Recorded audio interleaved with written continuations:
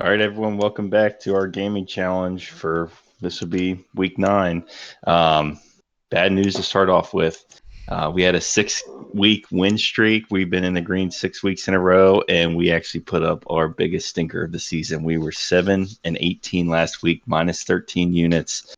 Looking for a bounce back. That's only 28%. A couple small notes. We missed a couple bets by very small margins, 3 yards, 3 yards, 6 yards, 5 yards. You start balancing that win column out with that. But we were in the red, so we're looking for a bounce back. As far as our season rankings are concerned, Stone is still leading us at 34-20. He's up 12 units. Jamie kind of dropped back to 50-50 and 29-29, minus 2 units. And then I've just been holding up the caboose here the whole season, 19-24 with minus 7 units. So I'll get it turned over here to Stone for his opening remarks as our leader. Yeah, last week was riding high on the week before, and then just couldn't follow it up. I guess the most picks I've ever had, and then kind of fumbled it. But looking to bounce back this week, like Connor said, and keep the solid lead I have. Jamie, you're not far off from the lead. You got any strategy? I think it was bad juju saying you're going to go for 10. Yeah, that after saying going for 10, I've lost a pick each week. So a lot of bad player picks. We're gonna mix it up a little bit this week, I think. Ooh. But yeah, we got to change something. Get back to that winning formula. Yeah, I want to make an announcement that I feel like had the podcast known ahead of time that it was National Tight Ends Day, Yeah. the last Sunday of October, we would have had a great week. I just want to put that out there. Yeah. It's kind of tough to find that out on Sunday and see people balling out, being like, how did we not see this coming? Well, let me put the pause on that. I did pick Brock Bowers, and he was like the only tight end to not do. So, you say that, and we might have picked and put the juju on those tight ends. Yeah, we're getting rid of the juju. I would have slammed a lot of tight ends. I feel like Slammed it. At least thrown like 1 or 2 in there. No doubt. You live and you learn. Yep, I have that in my calendar. I got my desk calendar here for next year. I have that one circled. Anyone check? It's not national wide receivers day or something. No, I didn't even check. All right, so we'll get pivoted over to the week 9 picks. Let me check here. So based off my notes, it's going to be me first, 3 picks, Jamie second, and then Stone third with 3 picks, right? So just based off of units, that's how it went down. So I'm going to take something that I think is a safe pick. I think this team is one of the hottest teams in the league, and they're coming off a magical Hail Mary, and they're playing the Giants again. When they played the Giants, they kicked 5 field goals. They had 15 points. They won the game. If any one of those turns into a touchdown, they cover the 4 points now, and I just think they're a much different team than the last time they played. So I'm going to take Washington -4, and I'm going to grind that one out. If they win this game, even if it's not by 4, we hit the first future of the year, which is the Washington over 6.5. So this is like I would like to get a little 2-for-1 special rolling in here. Yeah, I guess we lose the first one of the year too. That was our first head-to-head, but that's at -110 right now. So I'm happy to lose that bet in week 9, no less. I'm very happy to lose that bet. This was one I had on my board too. But it scares me that the Giants gave the Steelers a good run at it on Monday. It is a short week though, so there's a lot of things helping out the Commanders, and like you said, it should be a different team this go around than the second week of the season. You're not worried about the annual Giants win against the Commanders? I'm very worried. They just play us well every time. Tyrone Tracy's looking really good, and that worries me too, because we've been giving up some yards to RBs.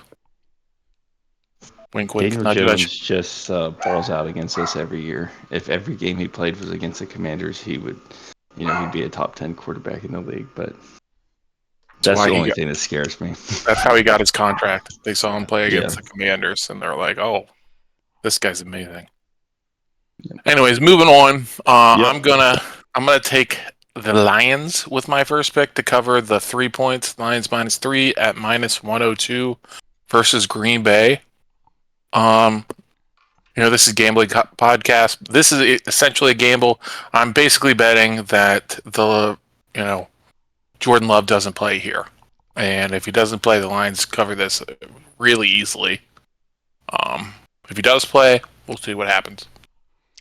Yeah, I like this. Being at Green Bay is the only worry I have. If Love plays, it's a divisional game. Weird shit can happen. But it's also supposed to be bad weather, kind of, which I think plays into the Lions' favor with their run game. But yeah, I like it. Moving on to my pick, I'm gonna take this because Connor's been riding this team all year, and I need to get it on the board. So before he picks it, but Atlanta -3.5 at -102. I think the Cowboys are just not a good team. It's in Atlanta, and the Cowboys are still missing Micah Parsons and DeMarcus Lawrence. So defense not good. Offenses look shaky, and I don't think they turn around this week. We love picks against the Cowboys. So. Yep, Cowboys are soft. And this would have been my next pick. So I got a little bit sniped here. So let me check my backup here. Right. As soon as that game opened, this in my notes here for the Stones pick. That game opened at -2.5, and then over under was 52. That was the clearest side total parlay I've ever seen in my whole life. So I locked it in then, and I'm going to kind of carry it with me here. I'm going to take Atlanta, Dallas over 52. I do think that Atlanta's going to light them up on, their running game. Dallas can't stop anybody. We see that every single week. But they can throw the ball to CeeDee Lamb and Ferguson and score some points as well. So I think this is another game that gets away from the Cowboys early. And I think both teams can score a lot of points. So I think 52 is doable. So that's what I'm taking. Yeah, both defenses looked pretty shaky this year and have been giving up points, and especially Dallas with their two best defensive players out again. I can see. Do you have any stats on your own overs? How are they looking? I don't have stats on my own overs. I am leading the game picks category. I can get back to you on that. I do have, just for the record, I have 5 overs written in my notes today, so that's where I'm. We'll have to check on that one for the pod. Yeah, actually 5 and 4, so not great. Just right above 500. So pass it over to Jamie for his second pick. For my second pick, I'm going to go with the Chicago money line at +105. Playing the Cardinals, the team has been up and down all year. I think Chicago is actually good, contrary to this line and how they played last week. So I think they can get it done. You worried about a little bit of the miracle Hail Mary fallback? Like hangover? I would think the opposite. I would think the opposite. Like they got chewed out. Like you got to come out and win this game, right? Yep. I could see that. I'm sure their corners aren't going to be screaming at the crowd this time. They're going to be playing. No, I mean, especially they need to rack up wins now because division games are coming up, and that division is a monster. And Black Ops 6 just came out. Kyler Murray might be gaming a little bit. Could have an offense. We know the trends. Yeah, the trend line every year is crazy.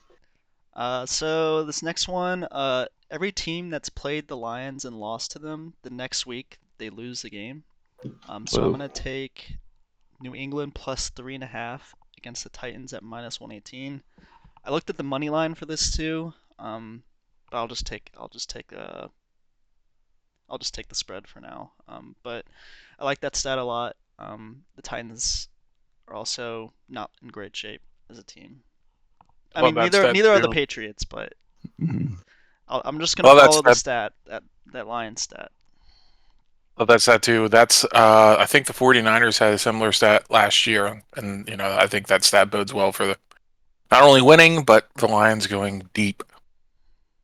They get beat up a little bit on get 40 So- points scored on him and then has to bounce back and lose. Well, it's next that week. running game. I think it's, Yeah. if you run the ball, and the 49ers did this last year, you run the ball that much, that successfully, man, not only are those front seven, but the cornerbacks and the secondary, they're all getting beat up.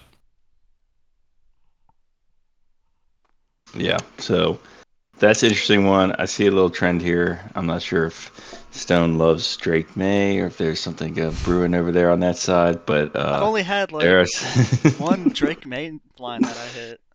a Drake May line and then a New England almost money line on that. Great. All right. My last pick this week is going to be Jacksonville versus Philly over 45.5, which I think is kind of low. There's a couple that are in the mid 40s that I thought were kind of low over unders. Philly's defense really hasn't looked that amazing. Jacksonville also hasn't really stopped too many people. I just think there's both these teams probably are desperate to win. They got to put themselves in better positions. I'm going to take the over. I think 45.5 is low on that, and that's at minus 112. You check the scores the last couple weeks? Yeah, I've been watching Philly give up points to the Saints, who can't score anything against anybody, and then They gave up lose to Tampa. They gave up 17 to the Bengals last week, who has a high-powered offense. And before that, I think they gave up 3 points, so 20 points in 2 What? weeks. Yeah, the Giants was before that. I mean, the Giants aren't amazing, but 20 points in the last 2 weeks. Before that, they gave up 16 to the Browns. So 36 last 3 weeks, 12 points a game. Oh, okay. Well, they're due to give up a bunch. I have that game against the Saints that I watched start to finish and burned into my brain, where they're going back and forth and they both gave up a ton of points. I think Philly won it. Maybe the Saints won it at the end there. That was a local game that week. It's going over. That's what's going to happen. They put Cooper DeJean, or what's his first name? Yeah, they made a move. Put DeJean in, and it has changed their defense somehow. All right, I'm going to pass it over to Stone before the pick gets totally to shreds. I should probably take hints when that happens. Last week, what was my pick last week? Trey Palmer. He almost hit. He was on the field the whole game. He had 30 the first half, or whatever. the first half, he had yeah. like one big catch, and then he didn't catch a single pass after that. That's what happens with those low picks. They always almost hit. We oh my god! We can give you shit on. We don't have to address. We on don't the have player to address. picks, but Yeah, game we- picks let- you're leading, so I don't feel like you can take much shit on that end. That's fair. All right, last pick. I'm gonna be at this game in person. I want to see a lot of points scored. Denver versus at Baltimore over 46.5 at minus 110. The Ravens give up a lot of points on defense, and to keep up with that, they need to score a lot of points to win as well. So I think it'll be a high-scoring game. If nothing else, the Ravens will get up like 31-10 and then give up 21 straight points. Yeah, exactly. Lots of garbage time against them. Okay, this is where I'm at the Coach crime, but Jacksonville has given up in their last 5 games. It's gone over this total, all 5 of those games. You don't need to justify it. You don't need to justify it. I'm a hater. Of course, he leaves right at the game pick side. Yeah, this is the player if you pick want to side. hear a nice player pick stat. I think I am, just to put everybody on the same page here. I'm 4-13 on the player picks, which is absolutely atrocious. Well, for week 9, I thought you'd have more picks too. Yeah, but I haven't even gotten to. I've only gotten to 3 picks once. I'll say this, because you guys were so stinky last week, I actually get to pick first for the first time. Based off units, I think we were all off by 0.2 units. Well, you went 0-2. We at least won some picks. That's you true. went 0-2. I won 2. I almost went even. We can make those adjustments next year, but it feels like I need to pick first this year. And I'm a week late on these tight end picks, but after seeing everyone pop off last week, I'm going to ride with one of the tight ends. Yep, Cove, that's right. You're on the podcast. And I'm going to take Kyle Pitts over 47.5. He's gone over this number 5 out of the last 6 games. They play the Cowboys. I'm expecting it to be high scoring. Goes with my over. That's at minus 120. Stone and Jamie. Stone's going to pick next. Jamie's going to pick after that, and you guys each have 5 picks in this category. Oh but my that's gosh, going to be I'm how in I last started. place. Yeah. How the mighty have fallen. So I always have to go with a running back first if I'm picking. But I'm going to go with one of the best rush offenses in the league. We talked about it earlier. Potentially a bad weather game. Montgomery over 54.5 rushing yards at minus 115. I think he can easily get this line against the Packers defense, especially if it's raining a little bit. You want to hand it off more than they do already, which is a lot. So I looked at this line. The Packers rush D is good, and it's just it was a little worrying. Last week they Montgomery and Gibbs only got 20 carries total, and so Montgomery only got 9, only got 33 yards on it. So I was a little worried that if Jordan Love doesn't play, this becomes a blowout. They kind of rest Montgomery early because he's had some injury issues lately. But it's always a good pick to pick one of the best rushing offenses. So did not have it on the board, but happy to watch a running back go.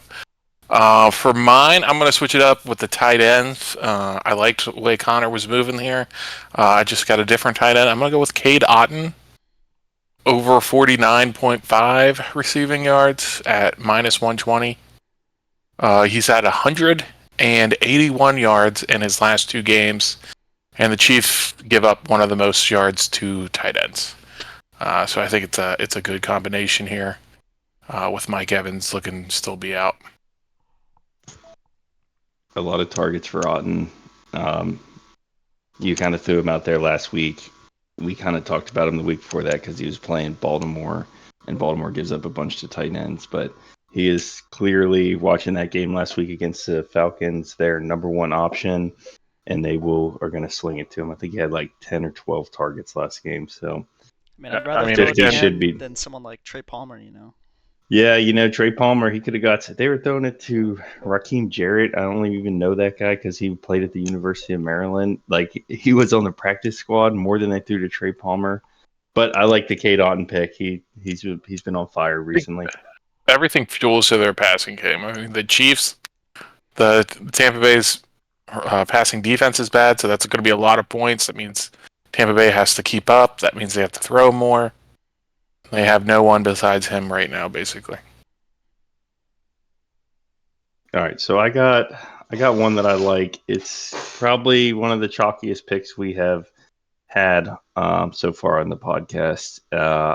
I'm being 4-13. I don't think that this is that bad because I haven't been able to pick good ones yet. I'm going to go back to the tight ends. Favorite player of the season, Zach Ertz, over 3.5 receptions. He has gone over this the last 3 games. His target share has increased the last 3 games. And as much as I think that we will cover 4 points, the Giants, like we said, play us tough, and Daniel Jones seems to play good. I think he's going to get at least 4 receptions. Minus 130 is chalky, I know. But 4-13, I gotta pick the ones I love, and that's one I love. You gotta get on the board first, so yeah. Respect. So this is where I will mute my mic and let you guys battle it out. This is the best content on the podcast. 1 versus 2, 5 picks each, back to back to back. So I'll pass it over to Stone and take it away. I'm gonna keep the tight end trend going. With T. Higgins out, Mike Gesicki has been one of Joe Burrow's top options, and his line's pretty low at 34.5 at minus 115. Especially with Higgins out, I like this a lot. We going with the Connor strategy here? Low line, he can get it with 1 pick? That's true. I don't like that juju right there. Well, maybe I like it for myself. For my pick, let's see what we got here. I'm going to go with A-Chain. He got it for me last week. His line's low again this week. It's at 50.5 rushing yards. It's a little chalky at minus 125. He had 97 on 10 carries with Tua back. So I think, Tua helps that rushing game a little bit, and the line's low. Tua helps the rushing line, and then is this the third week in a row for A-Chain? Is it That I you've been picked? riding him? Yeah. I'm pretty sure. Yeah, I picked him, and then Jamie picked him, I think. Oh, okay, so the podcast has picked him. He hasn't let us down yet. I just want to put that he's out healthy. Tua's back. We're good to go. Buffalo rushing Line's not low. great. Nope. Also, I want to bring up, I picked Kenneth Walker last week. He wasn't even close to his line, but there was one play where like a snap went over Geno Smith's head, and Kenneth Walker did the great play, picked up the ball, got a few yards, but it still counted as like a minus 20-yard rush, which I think is ridiculous. If he was like closer to the line, I would have been more upset about it, but I still think that should not be counted against him recovering a fumble, and whatever. Still fine, but I do want to bring that up. I'm gonna go with some stats on my next pick. The Jaguars give up the tied most receptions to running backs. So I'm gonna go with Barkley over 2.5 receptions at plus 120. Just going with the stats on this one. The solid stats. I love some deep stats. And that's plus first 120. running back. No, minus. Oh, plus 120. Sorry. First running back reception pick of the year, week 9. We're really getting into it here. There we go.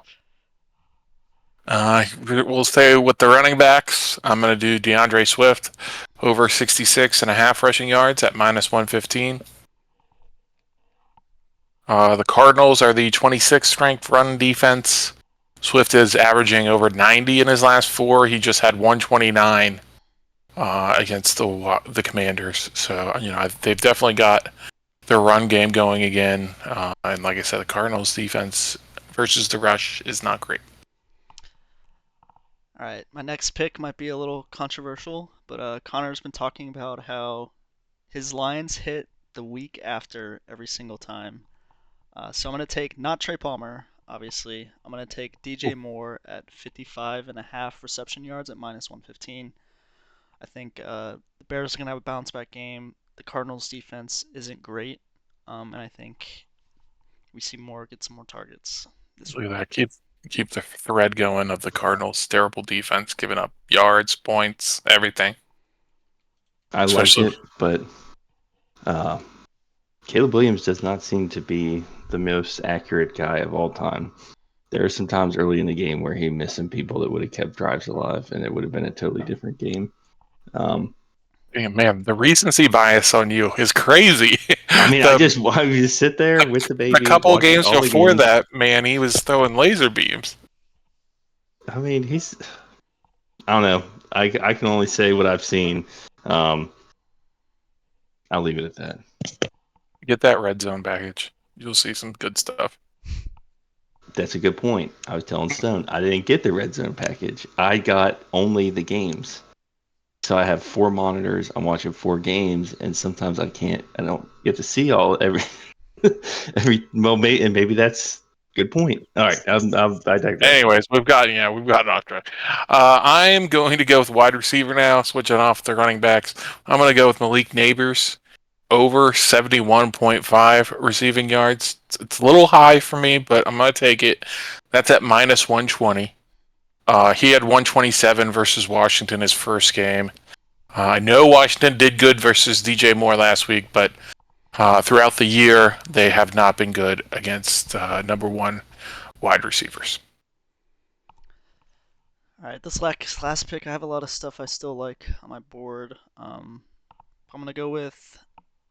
switching it up and going with the sack line. I haven't done it in a while. I'm going to go with Khalil Mack over 0.25 sacks at minus 110.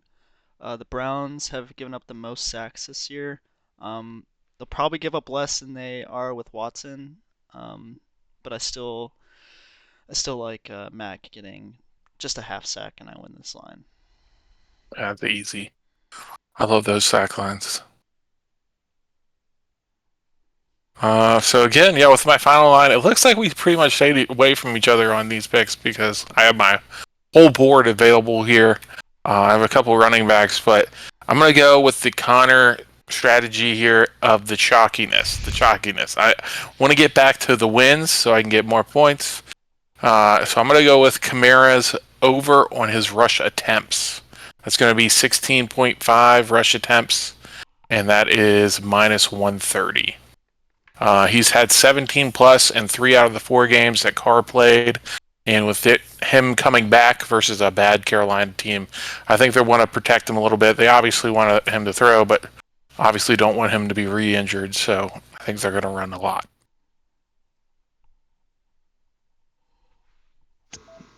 All right, I think that's going to close us out for the game picks. So we had, I think we had 20 of those this week, and so we'll go over here to the touchdown parlay. First week of the season where we did not hit any of our touchdown picks. So 0 for 3 last week, which is all right. We're going to bounce back this week. We're still plus 0.8 units on the season with the parlay.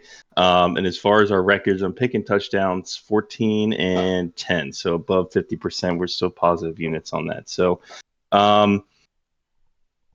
let's switch up the order this week. I'll let Jamie go first, and then we'll do Stone, and then I'll go last from that. Ooh, me first. Yeah.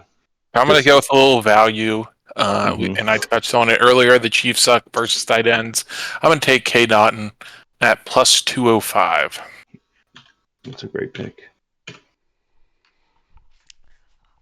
I'm also going to take some plus numbers here, but Cooper Kupp coming back, I think he's going to score a touchdown at plus 130. All right. Well, this might be the juiciest parlay. There's another guy coming back in a team that needs some offense. I knew no one was going to take this one. I'm going to take Taysom Hill to get a touchdown at plus 180. And so that's going to put 1,800 plus 1,800 parlay on the board for week 9 for us. This will be one of the wild ones we hit or something ridiculous like that. But we'll be set for the season if that happens. Set for the season, yeah, maybe the next 2 seasons actually.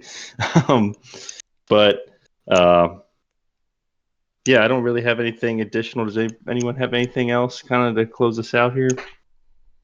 Nope. My only other picks were Kamara's rushing line and Chuba's rushing line because the Saints are also a terrible rush defense, and I don't think that's going to be a particularly high-scoring game or a blowout. But that's all I had. I think you're right about my recency bias. My backup pick, based off of losing that Robinson pick last week, was Algier over his rushing because he gets way too many carries. Oh, that hurt. Don't bring up Robinson last week. Oh, my God. Like 2 yards? Oh. 2 yards. And he wasn't even in there like when they needed 2 yards. No, exactly. They're like, oh, at the end of the game, Algier's our guy. I mean, my gosh. First-round running back. I was going to ride that one just as a funny spin if someone took any of the other ones. But that's it. I appreciate everyone's time. Thanks for joining us. We're going to try to get back in the green this week. If we hit this 1,800 parlay, you'll never hear the end of it. And I'll see everybody next week. Say bye, Cove.